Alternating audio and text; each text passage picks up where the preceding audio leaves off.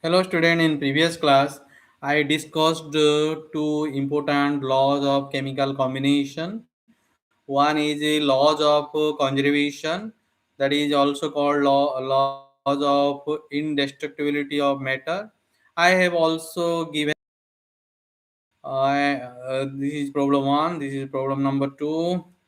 Next, the problem number 3, problem number 4, and I have also discussed about the second law, that is law of definite or law of constant proportion or Purstom laws or law of definite composition.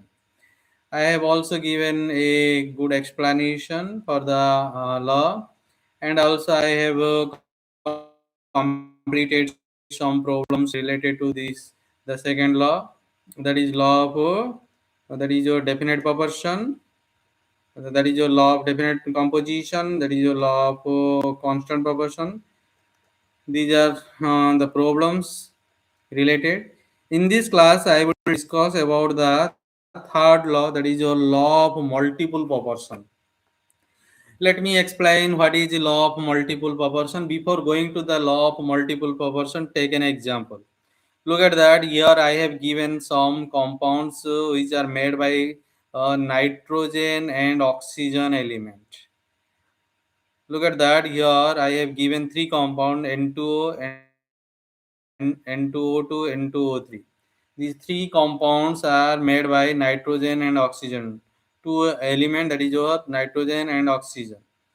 But if you will see the three compounds, look at that. Here in the three compounds, mass of nitrogen is constant.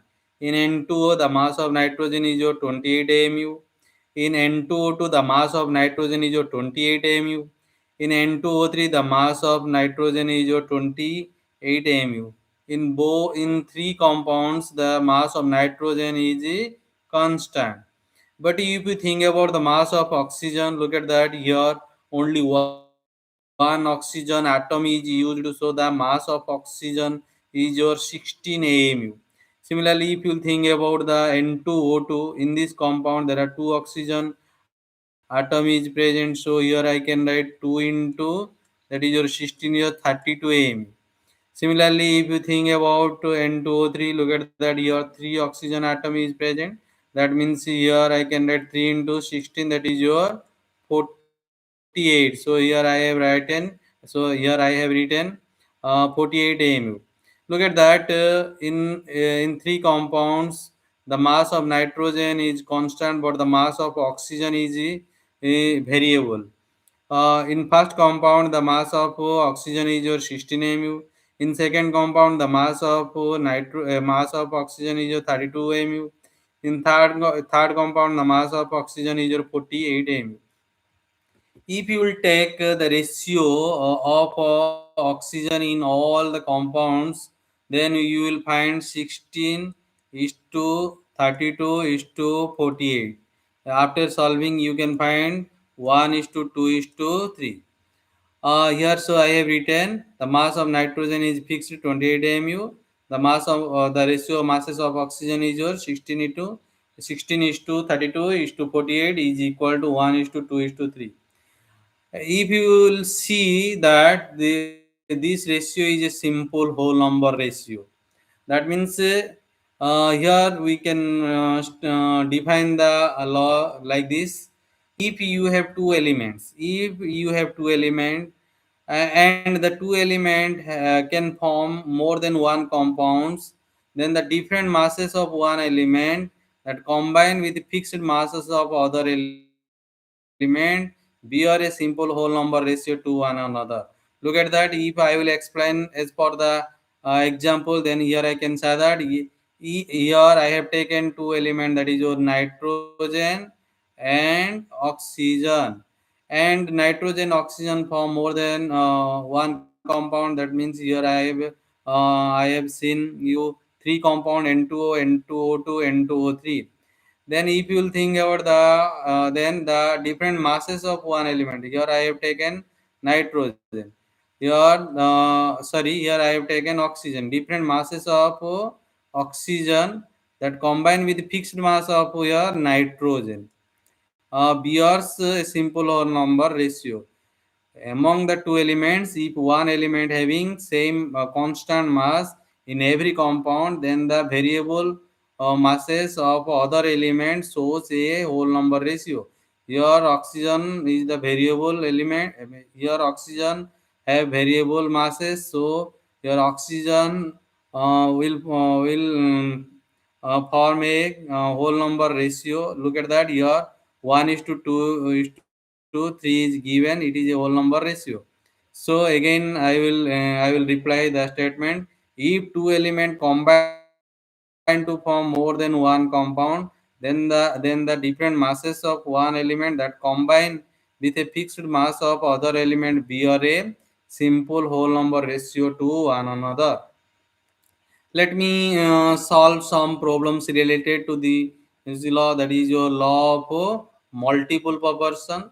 Look at that. Here I have given problem number 1 gram of each of two metal oxide on reduction yield 1.331 gram and 1.196 gram of metal, so that the data illustrate the law of multiple proportion. Your target to show law of multiple proportion. Look at that. Your two metal oxide is given. Your two metal oxide is given, and the weight of each metal oxide is your 1.5 gram. But if I will subject one metal oxide to reduction, then it yields 1.331 gram of metal, and the second metal oxide gives 1.196 gram of metal. So here I can write in the first experiment. First experiment means 1.5 gram of metal. Can write your weight of that is your oxide. Oxide means metal oxide. Here the weight of metal is your how much? 1.5 gram.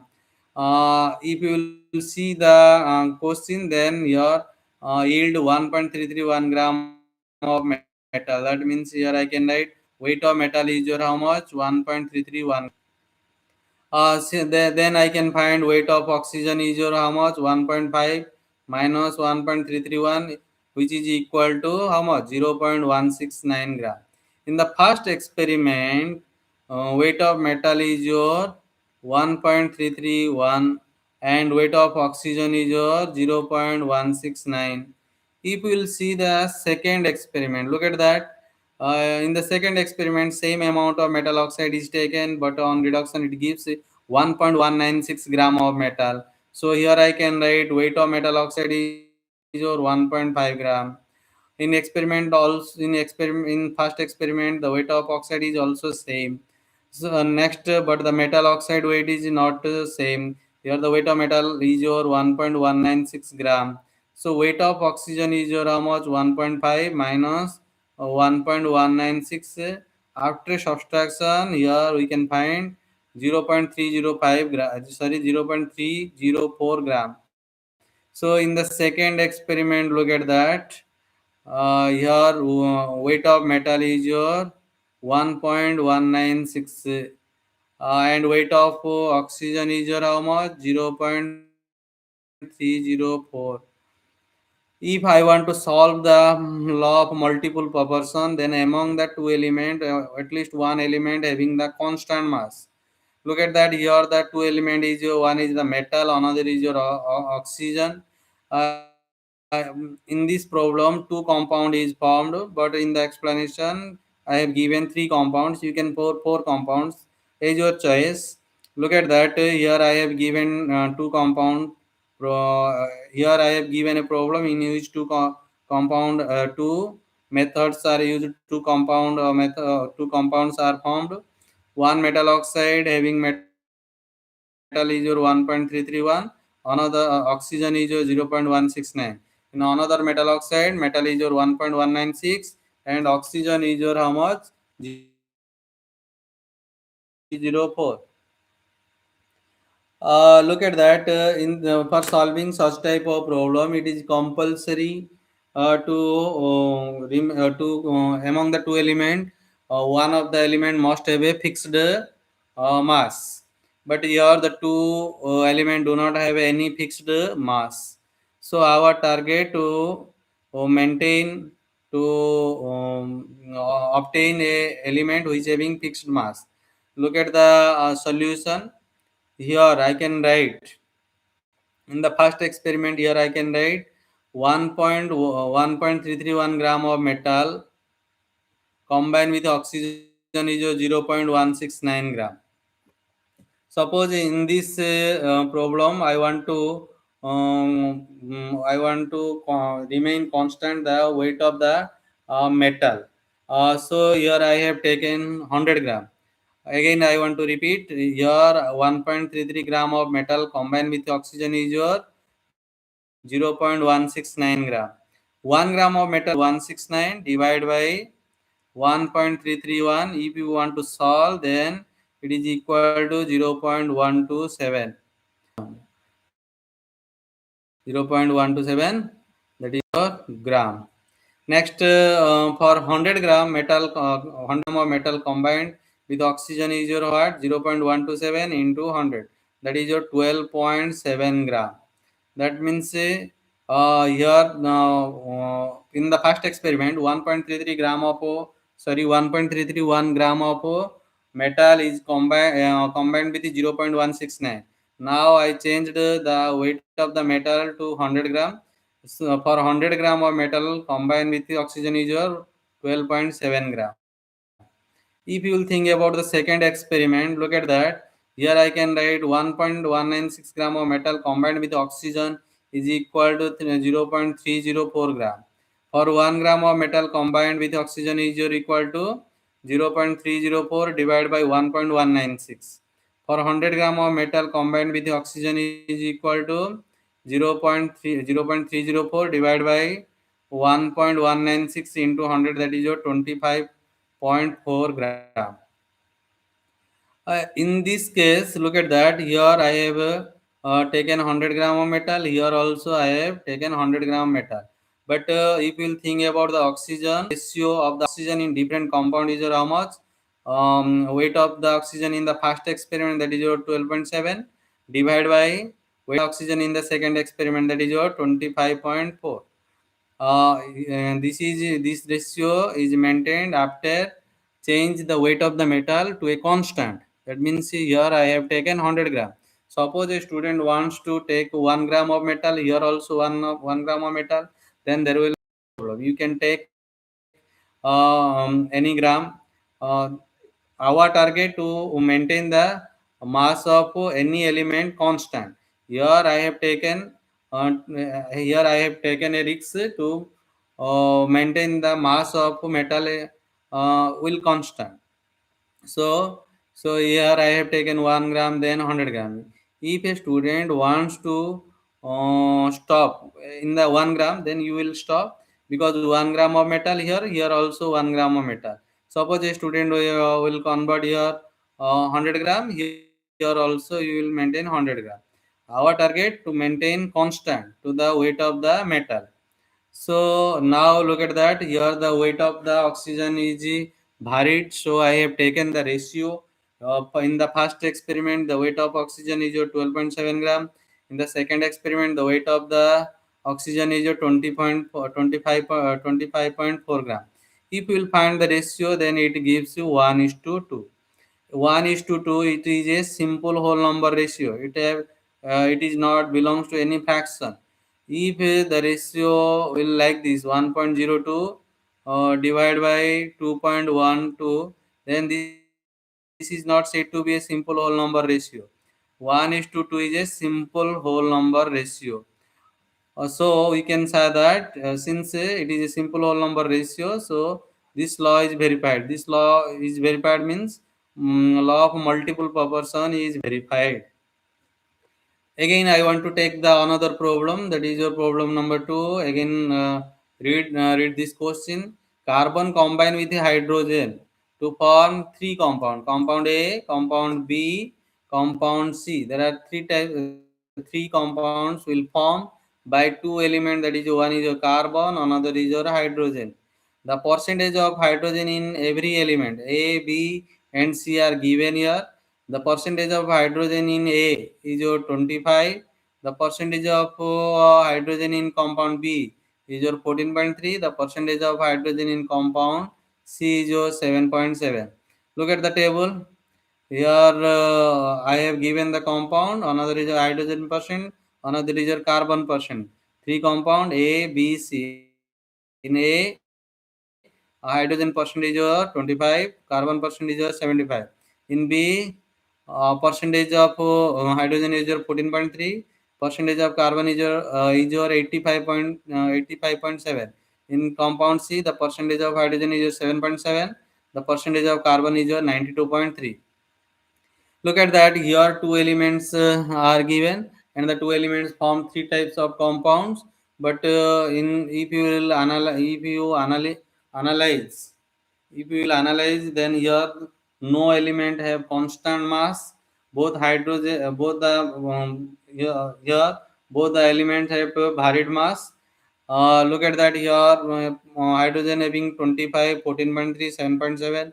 Here carbon 75, 85.7, 92.3. So our target to maintain, to convert one of the element which having fixed mass, which will carry, which will have a fixed mass. So here I have taken about the hydrogen. Here the mass of carbon I want to vary. So here I can write 25 part of hydrogen combined with a carbon is your 75. One part of hydrogen combined with carbon is your almost 75 divided by 25. That is your three parts. If you can take also 100 part. For 100 parts, you can take like this as your choice. Here I want to take one part. So I have written here one part of hydrogen. Look at that. If I have taken one part of hydrogen, then in the compound B, I must think about one part of hydrogen. In compound C, I also think about one part of hydrogen. Look at that. Here in compound B, I can write 14.3 part of hydrogen combined with the carbon is your 85.7 part. One part of hydrogen combined with is your how much? 85.7 divided by 14.3, that is your 6 part. Next in compound C, 7.7 part of hydrogen combined with the carbon is your 92.3 parts. For one part of hydrogen combined with the carbon is your 92.3 divided by 7, 7.7, that is 12 parts. Look at that. In the question, only the percentage of hydrogen in compound A, B, and C is given, but the percentage of carbon given. You will find the percent of carbon in every compound by subtracting on the percentage of hydrogen from 100. That means if you will think about the compound A, here the in the question the percentage of hydrogen is your how much? That is your 25. So percentage of carbon means 100 minus 25, that is your 75. So here I have written 25 parts of hydrogen combined with carbon is your 75. Like that, if you think about the compound B, here the given data is your 14.3 percentage of hydrogen. So in compound B, here I can think about percentage of hydrogen is your 14.3. So percentage of carbon is your how much? 100 minus 14.3. So here you can say that is your 85.7. Similarly, if you think about the compound C, look at that. Here 7.7 percentage of hydrogen in compound C. Also here the percentage of hydrogen is your 7.7. So the percentage of carbon is your how much? That is your that is your 100 minus 70.7, that is your 92.3. So here I have written 7.7 part of hydrogen combined with the carbon is your 92.3 parts. Look at that. In compound A, one part of hydrogen. In compound B, one part of hydrogen. In compound C also one part of hydrogen. That means in three compounds the part of hydrogen is here remain constant. That is one part. In every compound one part of hydrogen. is taken. Here one part, in compound A one part, in compound B also one part, in compound C one part. That means here the hydrogen percentage will remain here the percentage of hydrogen is constant. But look at that, if you think about the percentage of carbon, in compound A, the percentage of carbon is 3 parts. In compound B, the percentage of carbon is your 6 part. In compound C, carbon is your 12 parts. Look at that here, carbon shows variable value. So here I will take the ratio of masses of carbon in compound A, B and C is your how much? 3 is to 6 is to 12. If you will solve, then it gives 1 is to 2 is to 4. 1 is to 2 is to 4 is a what? Simple whole number ratio. So the law of multiple proportion is verified. I can write here this is a simple whole number. This means 1 is to 2 is to 4. 1 is to 2 is to 4 is a simple whole number ratio. Hence, law of multiple proportion is verified. Next, move to the problem number 3. Here also the problem is given same type like the problem number 1 and 2. Two compounds each contain only tin and oxygen. Here the two element is given tin and oxygen at the following composition. Look at the table. Compound A having mass percent of tin is your 77.77. Mass of oxygen is your 21.23.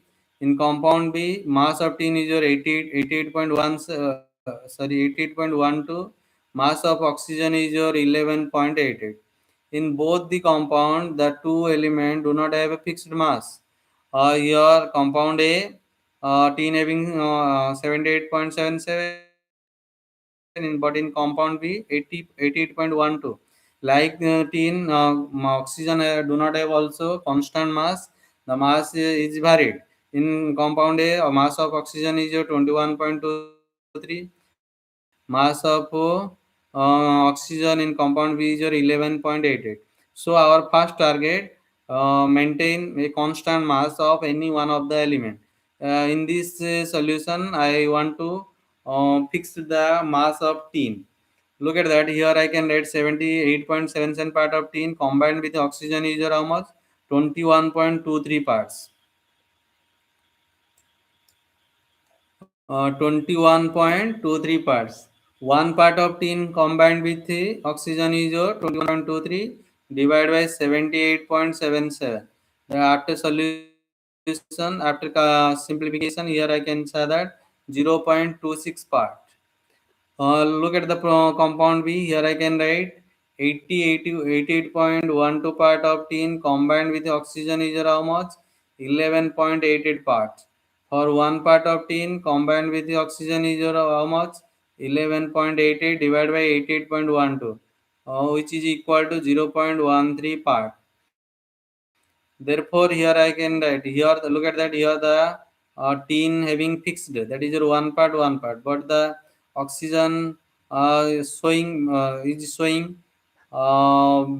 variable parts. Here 0.26 part, here 0.13 parts. So here I can find the ratio of masses of oxygen in compound A and B is equal to how much? 0.26 divided by 0.13. After simplification, the ratio is your 2 is to 1. 2 is to 1 is a simple whole number ratio. So the law of multiple proportion is verified. Now move to the problem number 4. Here already the data showing law of multiple proportion. Our target to find the ratio of masses of oxygen. So look at the question. I want to read this question. Carbon form two oxides. In the first oxide, 12 gram of carbon combined with 16 gram of oxygen. While in the second oxide, 12 gram of carbon combined with 32 gram of oxygen. Using the law of multiple proportion, calculate the ratio of masses of oxygen that combine with the same masses of carbon. Look at that. In the first oxide, 12 gram of carbon combined with oxygen is your 16 gram.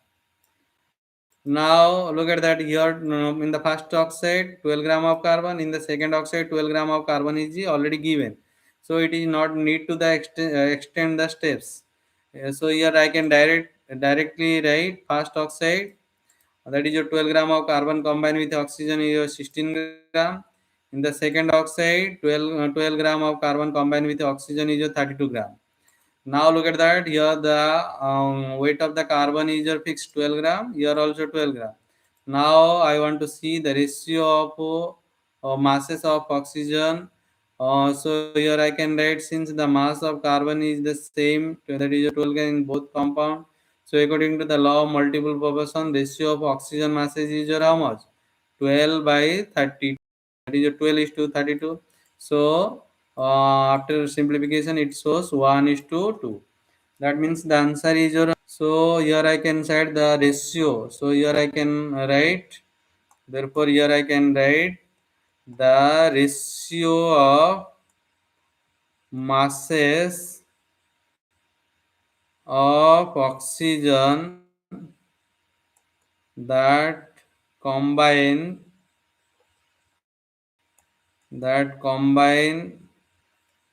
with the same mass of carbon. Same mass of carbon is zero how much? 1 is to 2. Okay, this is a whole number ratio also. Now move to the another law, that is your fourth law of reciprocal proportion. It is very difficult to understand. Try to understand this. I will repeat again and again. So try to understand this. Look at that. Here I have taken three compounds: sodium hydroxide, sorry, sodium hydride, another is your hydrogen chloride, another is your NaCl. I have taken the three compound in a triangle. Look at that. If you think about the sodium hydride, here sodium and hydrogen is present. If you think about the HCl, here also hydrogen and chlorine is present. Here the common in these two compound, the common element is your hydrogen. In this compound, the common element is your hydrogen. Look at that here. If you think about the sodium hydride, another is your HCl. Here the hydrogen ratio is remain constant. If you want to take the ratio of sodium from this compound and the ratio of chlorine from this compound, that is your HCl, then it gives a ratio. It gives a ratio, and that ratio. Look at that. That ratio must be equal to NaCl in this compound.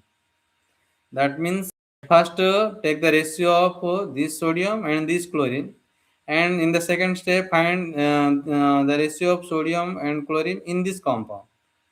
Here sodium comes from this compound, chlorine comes from this compound. The sodium is present in one compound, the chlorine is present in another compound. Find out the ratio of sodium and chlorine, then a ratio will obtain. But if you think about that two elements in a particular compound, that is your NaCl, here no other elements are present. Here only sodium and chlorine is present. But in this case, sodium is present and here chlorine is present. If you will find the ratio of sodium and chlorine in this compound, suppose a ratio will find, and the ratio, remember the ratio must be equal to this ratio. This ratio must be equal to this ratio. This sodium belongs to sodium hydroxide, this chlorine belongs to HCl. But here the ratio of sodium and chlorine, here the sodium belongs to NaCl, here also chlorine belongs to NaCl. This ratio will find in their own compound, but here this ratio will find in different compounds. Here the ratio of NaCl, here the ratio of Na is to Cl must be equal to the ratio of Na is to Cl in NaCl.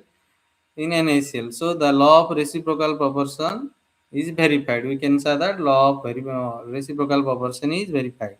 You can understood in any way, but remember the concept is what the elements present in two different compounds. The ratio of two elements present in two different compounds must be equal to the ratio of the two elements in a particular compound.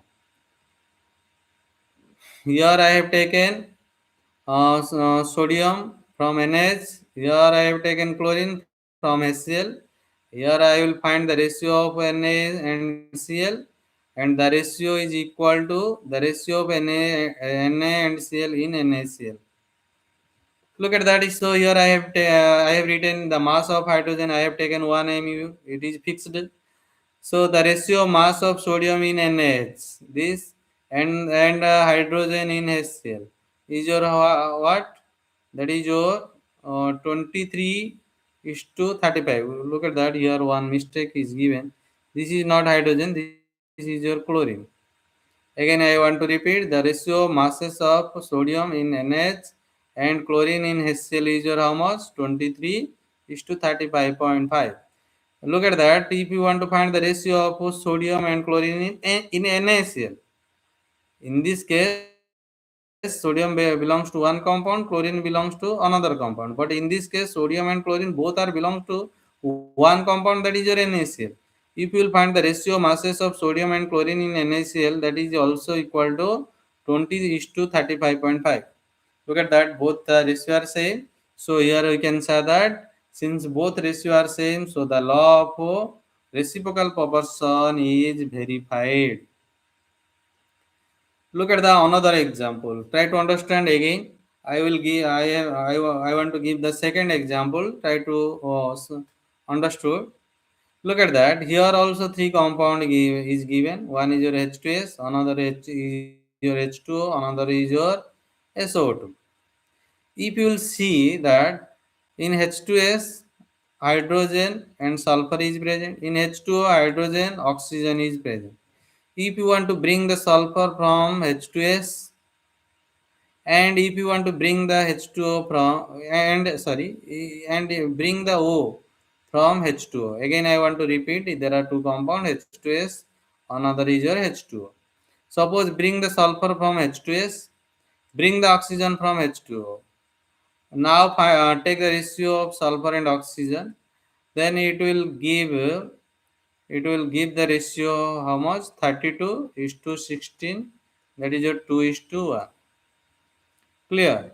Here the sulfur having the atomic mass is your how much? Here one sulfur is present, so the atomic mass is your sulfur of is your 32. Here one oxygen atom is present, so the atomic mass of oxygen is your 16. So here I can say that the ratio masses of sulfur in H2S and oxygen in water is equal to 32 is to 16, that is your 2 is to 1. Now find the ratio of sulfur and oxygen in this compound, particular compound. So here I can say that the ratio masses of sulfur and oxygen in SO2 is how much? Sulfur having. Now in this case, in example, look at that. In example one, uh, in example one, NaCl sorry, I want to say that the ratio of NaCl, Na comes from NH and Cl comes from HCl is your 23 is to 35.5, but Na is to Cl, both are coming from NaCl. The ratio is also 23.35.5. Look at that. In this example, look at that. Both the ratio are same. But if you move to the example number 2, look at that.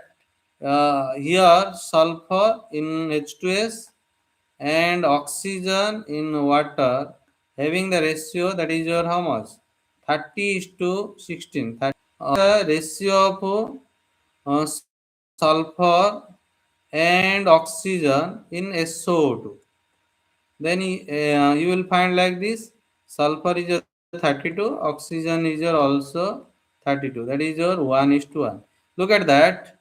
here the ratio is not same, but if you multiply the ratio 1 is to 1, then you will get 2 is to 1. After here, what is the problem? In the first example, the ratio, both ratio are same, but in the second experiment both the ratio are not same. But if you multiply one ratio with a whole number, then you will get the another ratio. Look at that here in the first case ratio is your 1 is to 1, and in the second case the ratio is your 2 is to 1. If you multiply with 2, then you will get 2 is to 1. So here I cannot say that here one ratio is a simple multiply with of other. So here again I want to repeat this sentence. So here I cannot say the simple whole number ratio is same. Here I can write one ratio is a simple multiple of other ratio. Again, I want to repeat, one ratio is a simple multiple of other ratio. That means 1 is to 1. When you multiply 2 with 1 is to 1, then you will get 2 is to 1. So, one ratio multiply with another simple whole number, then you will get another ratio. In example 1, the ratio in both case same, but in example 2, the ratio is not same. Here we can say that the ratio is a simple multiply of other. If you multiply one ratio with the whole number, then it will get another ratio. This type of explanation also belongs to the law of reciprocal proportion. So here I can explain the statement like this: when two different element combine separately. Look at that. When two different element combine separately with a fixed mass of a third element. Look at that. In NaHCl, here the fixed mass is your hydrogen, and the two element is your nitrogen, sodium and chlorine. When two different element, that is your sodium and chlorine, combine separately, sodium combines separately with the hydrogen, and chlorine combined with the hydrogen to form HCl. Sodium combined with hydrogen forms sodium hydride. So here I can send when two different elements combine separately with the fixed mass of third element. The third element is your what? Here the third element is your hydrogen. Here the mass of hydrogen is fixed. So here I can say that the ratio in which they do so will be the same. Maybe the same or a simple multiple of the ratio in which they combine. Maybe same or simple multiple. In first example, the ratio is same. In the second example, one ratio is multiplied with a whole number, then it will give another ratio. Now move on. Look at that. Illustrate the law of reciprocal proportion from the following data. KCl contains 52% of potassium. Ki contains 23.6% of potassium. ICl contains 78.2% of iodine. Here three compound is given. You will draw the diagram like this. Suppose here I want to think about the KCl. Here I want to think about the ICl, and here you will take, that is your Ki. KCl, this is your KCl, this is your ICl, this is your Ki. Here K constant, Cl I and varied. Here Cl constant, K and I is varied. Here I is constant, but Cl and K is varied. Look at that. In KCl, potassium is your 52%. So now you will find the chlorine by subtracting 52 from 100. That is your, here I can write 100 minus 52, that is your 48 percentage. So in KCl I can write 52 parts of potassium combined with the number of parts of chlorine is your how much? 48 divided by 52, that is your 0.92. Try to understand in KCl. Then take the second compound in Ki. Here also potassium is your 23.6 percentage. Iodine is your 100 minus 23.6, that is your 76.4 percentage. So here I can write 23.6 part of potassium combined with number of part of iodine is your how much? 76.4. So here I can one part of potassium combined with the number of parts of that is your iodine. Number of parts of iodine is your how much? 76.4 divided by 23.6. That means here I can find 3.24. Look at that. Here I want to compare with the KCl and Ki. Here I have taken the mass of potassium is your 1. Now I want to find the ratio. Now I want to find the ratio of chlorine and iodine. Try to understand. Now here I can say that the ratio masses of chlorine and iodine. Chlorine, that is your 0.92. Iodine, that is your how much? Here I can say that iodine is your 3.24. That is your how much? 3.24. If you solve like this, again try to understand. I want to solve this problem.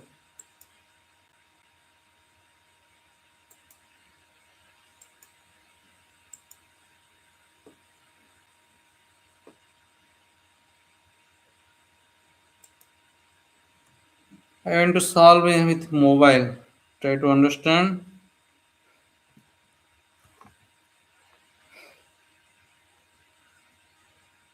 Calculate. Take calculator. Look at that. 6.4 divided by 23.6. That is your 2.3 for 2 point. That is your 3.24. So here I can. Okay. No, no, no. Sorry, sorry. Or here I can set the ratio of masses of chlorine and iodine is your how much? 0.92 divided by 3.24. So here I can write 0.92 divided by 3.24. This will you can take 1 is to 3.5. Again I will repeat in KCl and in KI. I have taken KCl and KI. I want to constant the mass of K.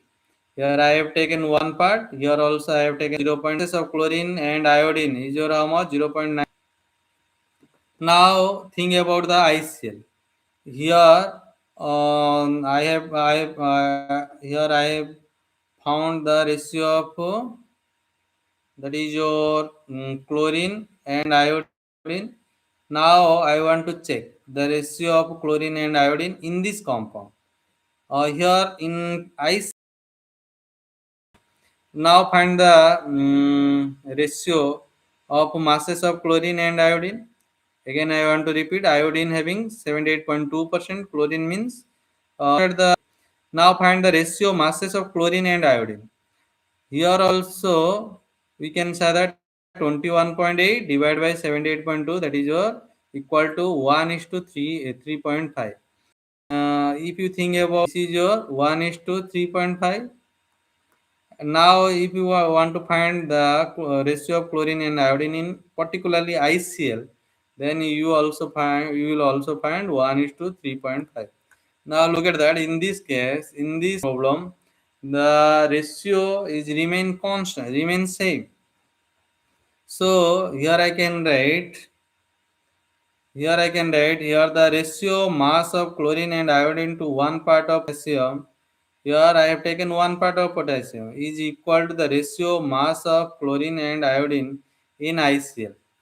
So here I can say that the law of reciprocal proportion is valid. Here I have taken one part of potassium, and I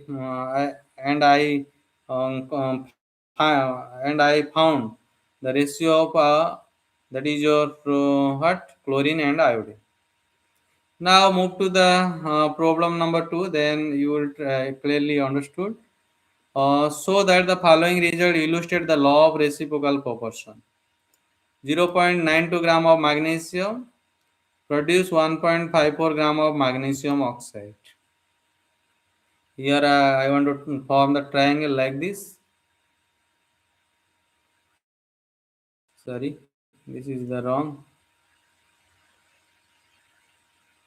This is the triangle. Suppose look at the I point.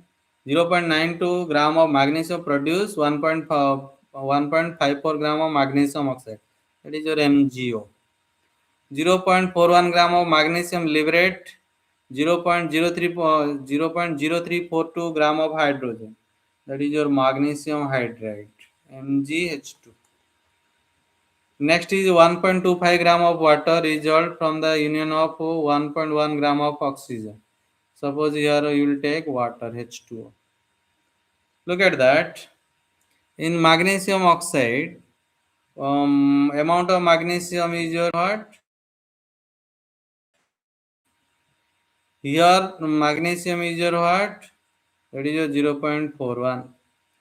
Here water is your how much? 1.25 and the oxygen is your 1.1. 1.11. Look at the answer. Mass of magnesium oxide 1.54. Yes or no? That is your 1.54 gram. Mass of magnesium is your how much? 0.92 gram. If you will find the mass of magnesium, if the data in the if in question the magnesium weight data, magnesium oxide weight data is given, so obviously you will find the mass of oxygen in MgO. Mass of oxygen in MgO means what? Mass of MgO minus mass of Mg. Mass of MgO is your 1.54. So here I can write 1.54. Mass of Mg is your 0.92. Now subtract this, then you will find 0.62 gram. Next, I want to find for I want to write like this: 0.92 gram of magnesium combined with the oxygen is 0.62 gram. Here I want to think about the magnesium. Look at that.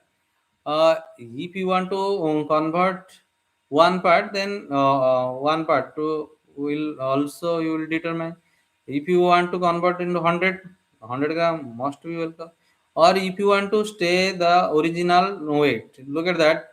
Here I do not proceed to one part, 100 part like this. Here I have fixed the weight of magnesium, that is 0.92 gram. I will change the other data. Look at that. If you think about the double I point, 0.41 gram of magnesium liberate 0.0342 gram of hydrogen from an acid. Look at that. From this step, here I have written 0.41 gram of magnesium liberate hydrogen is how much? 0.0342 gram. Now I will find 0 for 0.92 gram of magnesium liberate hydrogen is how much? 0.034 to 0.077. This is the weight. Here I have taken 0.9. Here also I have taken 0.92 gram. Both mass are same. Suppose a student wants to one part of magnesium. Here one part of magnesium. Here 100 part. Here you will take also 100 part. But remember here it is your target to maintain the mass of magnesium remain constant. Oxygen, the ratio of oxygen and hydrogen is how much? 0.62 is to 0.077. You will find 8 is to 1. That means here I can say that ratio of oxygen or hydrogen is your what? 8 is to 1. Oxygen comes from magnesium magnesium hydride. Now find the ratio of oxygen and hydrogen in water. Look at that. Here water having the weight is your 1.25 gram. Weight of oxygen is your 1.11. Now you will find the weight of hydrogen. Weight of hydrogen means 1.25 minus 1.11. That means you can write 0.14. Now find the ratio of oxygen and hydrogen. Also here I can write the ratio of oxygen and hydrogen is equal to 1.11 divided by 0.14. If you will solve, then it gives 8.8 is to 1. Here 8 is to 1, here also 8 is to 1. Here the ratio of oxygen to hydrogen combined with the same mass of magnesium is what? 8 is to 1, which is the same as the ratio of oxygen to hydrogen in water. In water, you will find the ratio is 8 is to 1. In another two compounds, oxygen comes from magnesium oxide, hydrogen comes from magnesium hydrate. The ratio is also equal. Now move to the another problem. Suppose you think about problem number 3. Aluminium combined with oxygen. Here two elements are given. Aluminium, another is your oxygen. Look at that. Aluminium combined with oxygen in the ratio 3 is to 2 by mass. Aluminium also combined with the chlorine in the ratio 12 is to 1 by mass. According to law of reciprocal proportion, find the ratio of by mass in which oxygen and chlorine will combine. Here we can draw the diagram like this. Here we can think about the aluminum oxide Al2O3. Here aluminum and oxygen ratio is your what? 3 is to 2. Aluminum also combined with the chlorine. Here you think about AlCl3. Here the aluminum and chlorine ratio is your how much? 12 is to 1. Then find the ratio of your oxygen chlorine ClO. COX may be anything. You can think about a compound related to made by chlorine and oxygen. This is a compound which is made by chlorine and oxygen, but you do not know the number of chlorine atom and number of oxygen atom. Only write ClO compound. ClO compound. You may take any type of compound. But our target to find out the ratio of chlorine and oxygen in this compound. If you think about the L2O3, maybe L2O3, here in the question L2O3 is not given. Here aluminum combined with oxygen. Here I have taken Al2O3. Here AlCl3 is not given. Here aluminum combined with chlorine. So maybe AlCl3 I have written here. Target is to check. Sorry, that of aluminum and chlorine, that is your 12 is to 1. Mass ratio of aluminum oxygen is your 3 is to 2. Look at that. Here aluminum is taken. The different element is your chlorine, here oxygen. But here the ratio is not same. Here 12, here 3. Here aluminum 12, here 3. Look at that. Here 3 is given. If you multiply with 4, 4 into 3 is to 2, then we will find 12 divided by. So, therefore, here I can write mass ratio of magnesium into oxygen. I want to say that. To see that mass ratio of aluminum and chlorine is 2 is 12 is to 1. Mass ratio of aluminum and oxygen is 3 is to 2.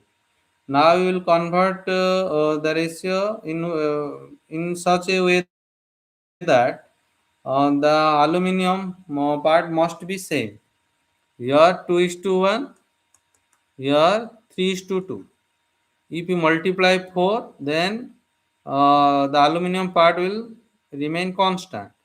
4 into 3, they are 12. 12 is to 8. This is your aluminum part. Uh, here the ratio. Here the ratio you can find like this. Mass ratio sentence like this. Therefore, mass ratio of chlorine and oxygen is your how much? 12 is to 8. Okay. Again, I want to repeat this. Mass ratio of aluminum and chlorine is your 12 is to 1. This is given. Mass ratio of aluminum and oxygen is given 3 is to 2. of aluminium and oxygen to maintain that 12 parts of aluminum. That means I want to maintain the aluminum part remain constant.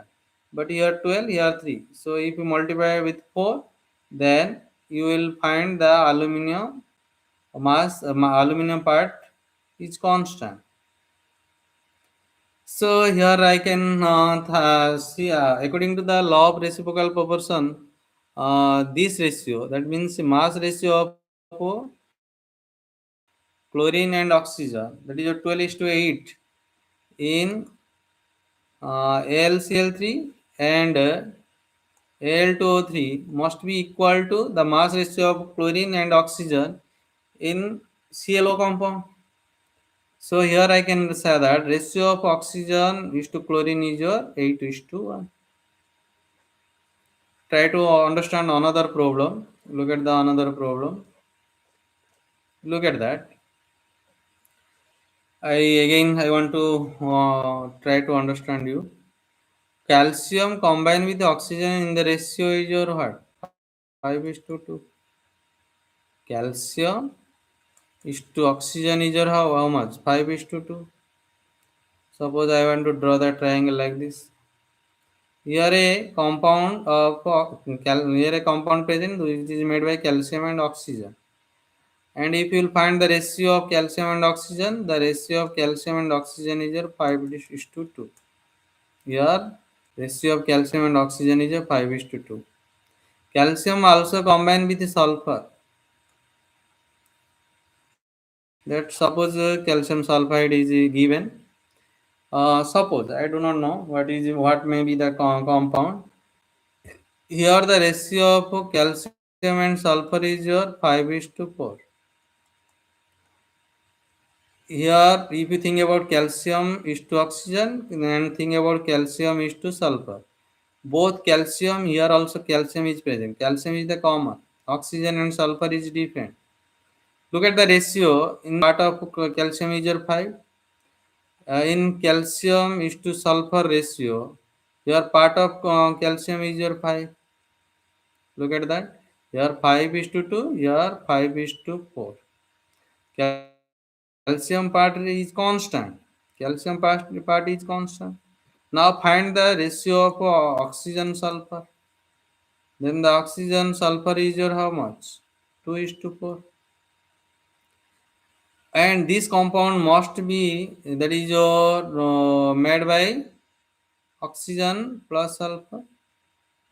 If you will find the ratio here, look at the then what will be the ratio? This ratio, the oxygen sulfur ratio in this compound must be equal to the ratio of oxygen from calcium oxide compound and sulfur from calcium sulfide compound, that is your 2:4. So here I can write given mass of calcium oxide is your 5:2, mass ratio of calcium is to sulfur, that is your 5:4, 5 same for calcium. So according to the law of reciprocal proportion, for the same mass of calcium, the ratio of oxygen and sulfur is your what? 2:4. If you simplify, the ratio is your 1:2. So the answer is your what? 1:2. So the answer is your 1:2. For this class, this is sufficient. In the next period, I will discuss about the law of gaseous volume, that is the law of combining volume, and I will also do some problem. For this class, it is sufficient. Thank you for watching. An important point: if you want to the note of the class, then go to the description.